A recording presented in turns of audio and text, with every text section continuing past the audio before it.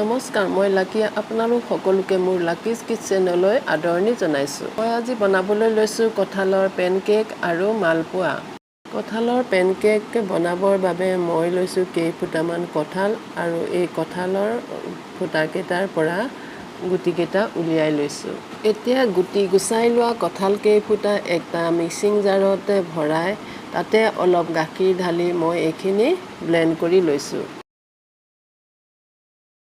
এতিয়া এই ৰসখিনি মই এখন চেকনিৰে ভালদৰে চাকি লৈছোঁ। বেটাৰটো তৈয়াৰ কৰিবৰ বাবে মই লৈছোঁ কঁঠালৰ ৰসখিনি আৰু লৈছোঁ চেনি, অলপ লৈছোঁ ময়দা আৰু অলপ পিঠাগুড়ি আৰু লৈছোঁ বেকিং পাউডাৰ।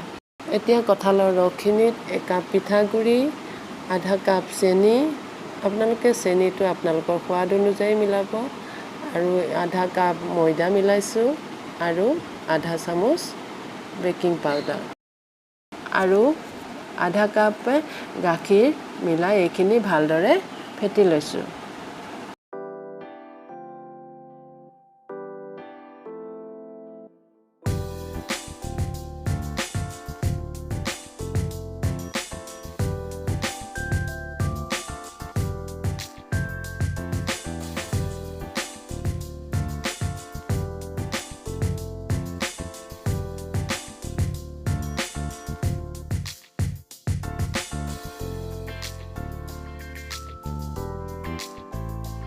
এতিয়া এই মিশ্ৰণখিনি আধা ঘণ্টা ৰেষ্ট হ'বৰ বাবে ৰাখি দিছোঁ।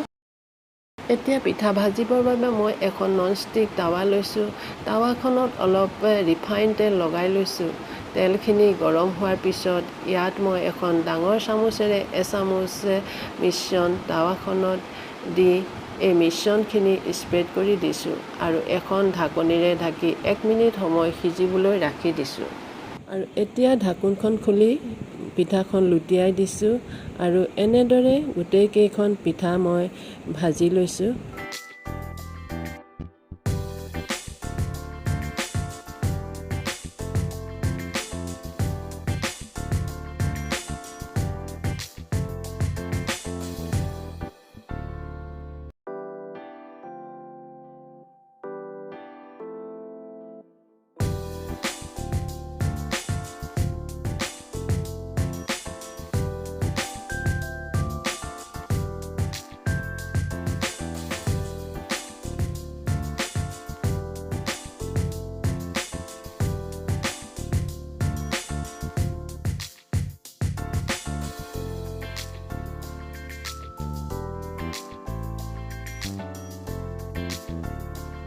এতিয়া এই থাকি যোৱা বেটাৰখিনিৰ পৰাই মই আপোনালোকক মালপোৱা বনায়ো দেখুৱাম।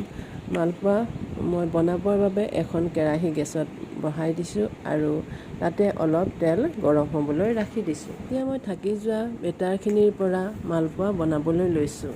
এতিয়া তেল গৰম হোৱাত তাত কেৰাহীত মই এখন ডাঙৰ চামুচেৰে এচামুচ বেটাৰ ঢালি দিছোঁ আৰু ল' মিডিয়াম ফ্লেমত 1 মিনিট সময় তল ছাইডটো সিজিবৰ বাবে ৰাখি দিছোঁ। আৰু এতিয়া তল ছাইডটো সিজাৰ পিছত মই লুটিয়াই দিছোঁ।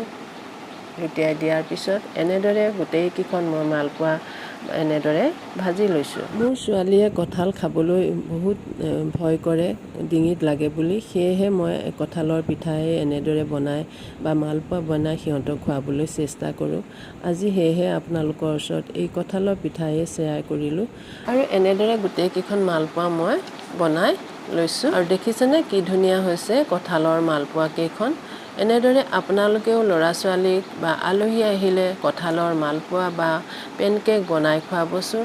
মোৰ ল'ৰা ছোৱালীকেইটাই কঁঠালৰ পিঠা খাই বহুত ভাল পায়, সেয়েহে আজি মই তেওঁলোকক কঁঠালৰ পিঠা আৰু মালপোৱা বনাই খুৱালোঁ। আপোনালোকেও আপোনালোকৰ ল'ৰা ছোৱালীক এনেদৰে বনাই খুৱাবচোন।